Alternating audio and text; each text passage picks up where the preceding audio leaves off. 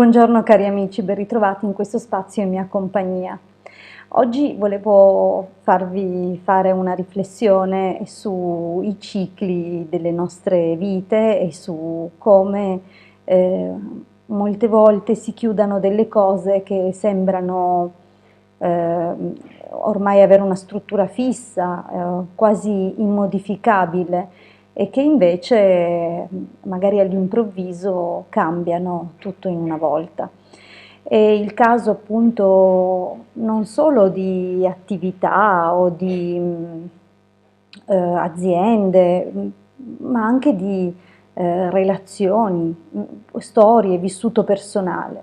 In effetti abbiamo capito, studiando le leggi della magia, come non ci sia nulla di fisso e immutabile, ma come sia tutto una continua trasformazione e susseguirsi di cicli, cicli che poi possono appunto avere dei picchi evolutivi e poi la fase distruttiva. È necessario appunto, abbiamo visto come queste due si alternino proprio per dare spazio a nuova vita, cioè tutto quello che oggi noi diamo per precostituito o diamo per assodato, in realtà non viene meno all'azione del tempo, del karma e della trasformazione, la trasmutazione di tutte le cose. Dunque anche situazioni che sono fisse, stabili e appaiono immutabili, in realtà sono soggette a questi eventi.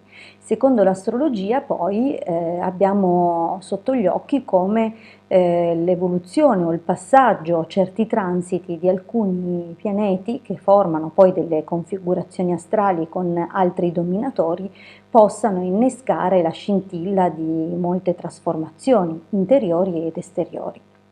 Abbiamo inoltre ormai la consapevolezza di come il karma non sia costante e determinato per tutta l'estensione della nostra vita, nel senso che noi nasciamo e arriviamo in determinate circostanze, in determinate situazioni per la risulta di cose eseguite o di quello che ci è accaduto precedentemente.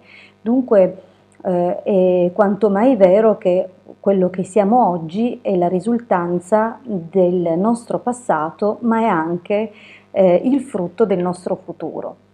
Sembrerà assurdo, ma dal momento che l'interrelazione delle forze in realtà non agisce solo in avanti, cioè non è soltanto oggi a condizionare domani, ma anche il domani a condizionare l'oggi, cioè oggi determinate cose sono così proprio perché servivano a preparare un domani in una certa maniera, ma dal momento che è un'illusione temporale quella che noi viviamo, in realtà il domani è già presente nell'oggi e a sua volta influenza l'oggi. Dunque se non fosse così non potrebbe esistere. È come un bambino che per essere, per esempio un bambino che per crescere sano o che per arrivare comunque a un determinato karma, in un certo senso crea dei presupposti nel presente. Lo so che è un concetto che può sfuggire, è un concetto molto sottile, ma sono certa che percepirete la verità di questo assunto. Dunque tutto influenza il momento presente, perché il momento presente, quello che noi sperimentiamo, possiede esattamente il potenziale del passato, cioè è stato determinato da tutte le azioni che noi consideriamo e viviamo come passate e ha il germoglio di tutte le azioni future. Dunque questo germoglio è come se stimolasse la pianta a essere oggi un qualcosa di un certo tipo. Torno a dire che lo so che può sembrare assurdo, ma ha una sua logica. Ma torniamo a parlare di come appunto molte circostanze che noi riteniamo fisse e immutabili oggi, in realtà, anche se all'apparenza restano sempre uguali a se stesse, ciclo dopo ciclo vengono comunque rinnovate. Spesso il cambiamento è così lungo che è difficilmente percettibile, ma se noi guardiamo eh, anche solo un anno fa, 2 anni fa, ci rendiamo conto di come moltissime circostanze in realtà del nostro oggi siano modificate, soltanto che la modifica è stata così lenta e graduale che abbiamo avuto tutto il tempo di abituarci a queste nuove sfumature che si aggiungevano alla nostra esistenza. Detto questo, dobbiamo anche osservare un'altra questione, e cioè che in un mondo in cui tutto si consuma, anche le relazioni che noi viviamo, anche determinate condizioni sono destinate a consumarsi. E perché questo? Proprio perché il karma non è fisso o una costante della nostra esistenza. Il karma nasce con noi perché è il frutto, come ho detto, la risultanza di un qualcosa di pregresso, ma è modificabile nel tempo. Intanto è modificabile il karma futuro nella funzione in cui accettiamo che ogni nostra azione ha una ripercussione e che torna comunque esattamente al mittente, cioè torna a noi o in forma di lezione o in forma di premio, a seconda di qual è stato il nostro agire e il nostro muoverci nel mondo, o il nostro pensare, o il nostro credere, il nostro parlare. Tutto forma comunque un qualcosa che poi torna a noi nella misura in cui è necessario a noi per capire e correggere il tiro. Dunque questo karma non va visto come un qualcosa di terrifico, ma come un qualcosa da cui apprendere. È vero che nasciamo tante volte con un karma prestabilito, ma non va confuso con il destino. Il karma è un qualcosa, il destino è un'altra cosa. Il karma è un po' come fosse un istituto di credito, dove noi lo chiamiamo credito, ma in realtà con questa partita doppia tiene conto sia del dare che del davere, perciò tiene conto di quelle che sono le cose che dobbiamo ricevere, anche quali sono le cose che dobbiamo scontare e pareggiare.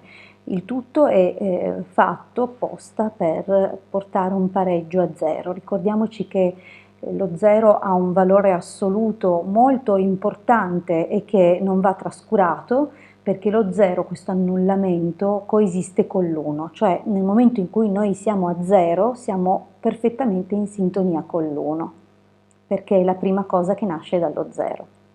Allora, dunque questo karma può esaurirsi, mentre invece il destino può essere influenzato dagli astri e probabilmente anche quello comunque il frutto di un karma, cioè il fatto che si nasca in determinate condizioni, in una certa ora, in un certo luogo, in un certo spazio e tempo, appunto predispone la ricezione a vita di determinati influssi, ma attenzione, noi col nostro agire possiamo superare questi influssi, l'ho già detto anche in altri video, in altre condivisioni, infatti gli astri inclinano ma non determinano. Torna importantissimo dunque il lavoro su di noi, è proprio una costante di tutte le tradizioni esoteriche rimandare a se stessi e al proprio centro. Ma torniamo al discorso da cui è nato tutto questo, tutta questa serie di osservazioni, e cioè come molte strutture che fanno parte della nostra vita in realtà poi si modificano. Se ne guardiamo indietro, come ho detto, vedremo e ci renderemo conto di come abbiamo cambiato moltissimi aspetti. Anche una famiglia, la più solida delle famiglie, comunque vive delle mutazioni e dei cambiamenti, vuoi perché i figli all'interno della famiglia crescono, vuoi perché le esigenze lavorative magari cambiano, ad ogni modo tutto trova delle modifiche pur restando in un certo senso uguale a se stesso. ma ciò che tiene una cosa uguale a se stessa è la volontà di questi individui che probabilmente trovano una sicurezza in determinate strutture oppure è proprio il loro destino, il loro karma restare uniti. Ecco che veniamo dunque a un punto chiave. Molte cose della nostra vita, cose che noi rimpiangiamo e che abbiamo perso, in realtà hanno esaurito il loro compito e dunque è bene imparare a capire come ciò che fa parte della nostra esistenza in alcuni momenti non è detto che sia destinato a farne parte per sempre. È importantissimo capire questo non solo per accettare che la vita è un continuo modificarsi ed è un continuo sottoporci a delle prove, a degli scatti di crescita, come avviene nei bambini che ogni tot di tempo sviluppano e danno quella spinta, ricevono proprio una spinta di crescita, così come continuiamo a riceverne noi, solo che non si vede più magari dal punto di vista fisico, dove si può soltanto intravedere un decadimento dovuto all'azione del tempo, ma riceviamo anche degli impulsi e delle spinte di tipo spirituale. Allora a volte arrivano per il tramite di certe decostruzioni che arrivano nella nostra esistenza o di certe nuove strutture che vengono a sostituire le precedenti. Ricordiamoci sempre che nulla può arrivare se prima non viene distrutto qualcosa. Dunque è necessario ogni tanto fare un repulisti nella propria vita, soprattutto quando ci rendiamo conto che sentiamo di non essere dove dovremmo essere e lì è il caso, bisogna sempre ascoltare questi campanelli che suonano dentro di noi perché sono richiami dall'alto. In questi casi appunto è bene fare un esame della situazione e approfittare, soprattutto in questo caso sarà possibile che a farci riflettere siano le forze saturnine che ci mettono di fronte ai rami secchi da potare e alle cose che sono da chiudere, alle decisioni da prendere con saggezza e da fare con gradualità e con lentezza.